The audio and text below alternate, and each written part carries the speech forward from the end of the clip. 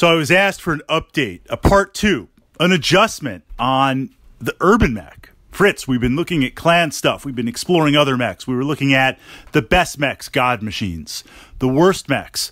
What about the Urbanmech?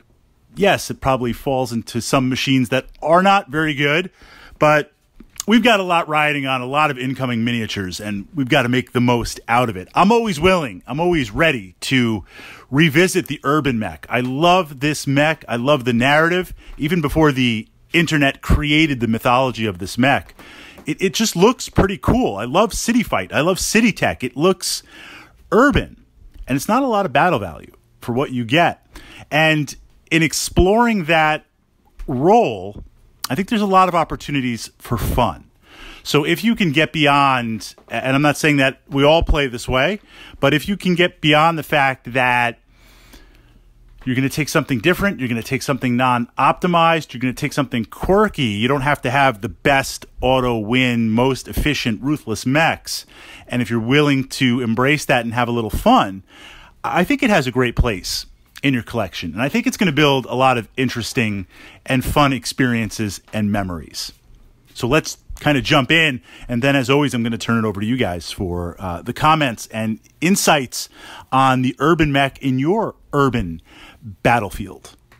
So when I'm building a lance, a lot depends on battle value. We're going to kind of sidebar for a moment. If I'm playing 6K battle value inner sphere, and I say inner sphere because 6K clans is like nothing. You need like 12. But 6K battle value inner sphere, I will devote 80% of that battle value to solid stuff. Mechs that I like to play, like the Warhammer, the Marauder, solid tanks like the Demolisher, missile carriers, infantry, Karnovs, mechs that are very, very good and potent like the Battlemaster, or exploring stuff like the Catapult, the Wolverine, the Griffin, solid performers, a solid base. And I always leave a little bit of battle value for what I call experimental tech. Stuff where I can play the lulls, stuff where I can have some fun, and if it works, great, like taking a fire starter. If it works out, great. If I can pull off some cool stuff, great. We're going to have a laugh. If I don't, and it gets destroyed, or it just fails miserably, it's not like I put all of my battle value just into that. So that's the first way that if we're going to try and take the Urbanmech serious and play it seriously, have it around a core competency. So have 1 or 2 Urbanmechs. So in bringing this in, it's slow. I mean, armor is above average. It's got good armor. It's got a pretty good weapons loadout. AC-10, small laser. AC-10 is very, very potent. I'm not going to worry about ammo simply because if it's a one-off game, 3 reasons. If it's a one-off game, it's not going to matter. 2, the ammo is cheap enough. And 3, the Urbanmech's probably not going to survive anyway. So as soon as I have the shot, I'm going to start shooting. I really don't think I'm going to run out of ammo mid to end game. I'm trying to think if I've ever run out of ammo. Very, very rarely. Usually the game is over, the mech's destroyed, or the mission objectives have happened and everyone's run off the table, and Urbanmech is still, trying to run down the city block behind because it's so slow. But this is a slow machine. This is the last time I encountered something this slow was the Behemoth heavy tank, 100-ton tank. That thing's so slow because it's just like a massive city. It makes an ogre tank look like a little baby cake. I mean, the Behemoth is literally a behemoth. That you're like, well, it's a 100-ton tank, all weapons and everything, and tons of armor, slabs of armor everywhere. Beef slab armor everywhere. I get it. Urbanmech is just slow. So what that means is deployment is key. Maximizing your deployment because you can't be everywhere. And the other mechs are going to be very, very dynamic in how they move and how they have the potential to unfold on the tabletop. You're never going to be able to chase them down. Not that we ever really want to chase stuff down. But if you're playing in terms of light mechs, playing a bug mech or playing a Jenner, you could move fast. You could chase stuff down. Rather bring the mechs to me. I'd rather have that defensive position. I'd rather kind of have the Kenobi doctrine of the high ground, but I could chase you down if I have a Jenner. Urbanmech is not. So if it is a dynamically unfolding battlefield and running around, Urban's going to be just running around trying to find a target. It wants to play a little more defensive. And by defensive, if it's attacker versus defender, yeah, that's easy. If you're defending the city, that's easy. But you could also be defensive as an attacker in that as you move out, you know there are certain key positions where your opponent will outflank or your opponent will, based on the mission, move. You know, an example would be if I'm advancing up one part of the city that favors an approach for the machines I've selected, and over on the right side of the table there's this long alleyway and this long city street that I know my opponent is going to move down, then that's the point I want to put the Urbanmech. I want to look, where can I put the Urbanmech, even if it's not an urban environment, where the targets will come to him. And I'm going to fortify that, which means I don't want to be out in the open. Can I be in a forest? At least in a forest. Can I be behind level 1 elevation? Can I be in a building? Are there places where I can turtle up, castle up, bunker up, and get some sort of bonus somewhere? Hopefully it doesn't have a basement. And at the same time, find out and limit the areas of approach. This is why this urban environment, sometimes with buildings that have very, very high structure points, so they're not going to be easily demolished, unless they get hit by multiple AC-20s. But then that AC-20 is close.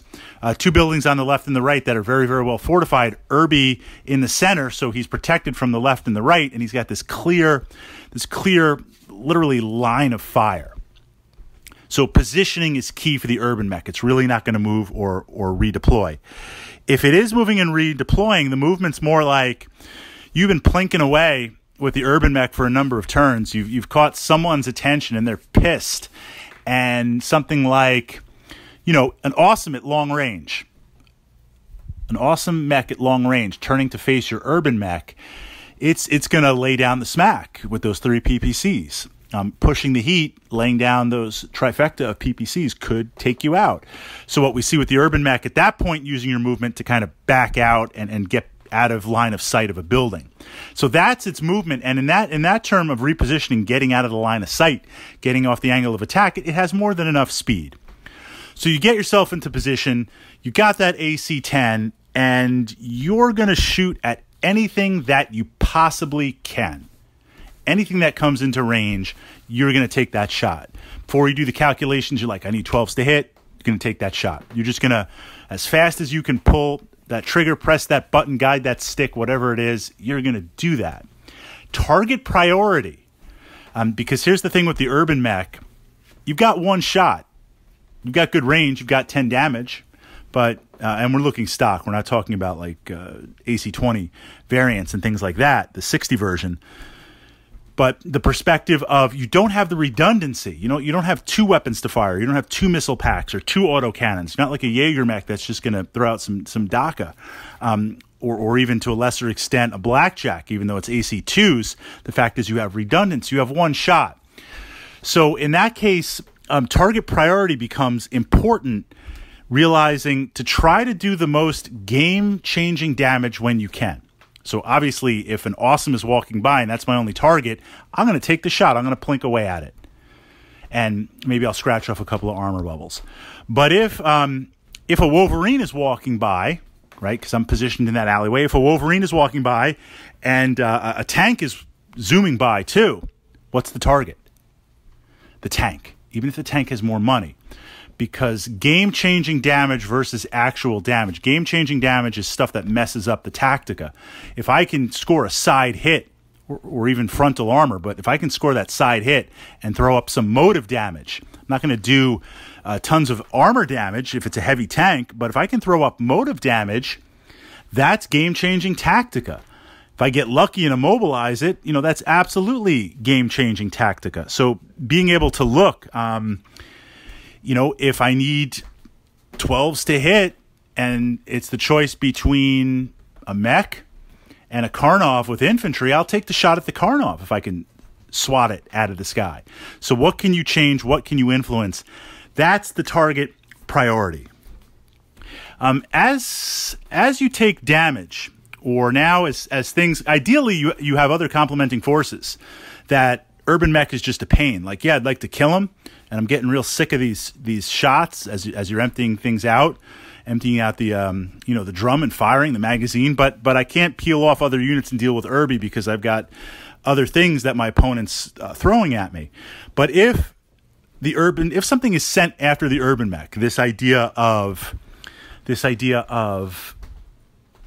the awesome, right? The awesome's like, all right, I'm going to go after that Urbanmech or Battlemaster. At that point, based on the battle value and the fact that you don't have speed and you don't have much damage output, then it becomes a question. The tactica shifts. How much battle value can you tie up?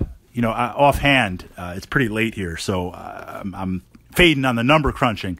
But, you know, an Urbanmech of 3-something battle value versus 14, 16 for a Battlemaster. That Battlemaster mech itself, if it's peeling off and it's coming down that roadway and Urbanmech is there, pull Urbanmech back. Pull Urbanmech back and let the Battlemaster come. Start running away with the Urbanmech, backpedaling as you shoot, right? Try to tie up, even if ultimately the Battlemaster is going to destroy you.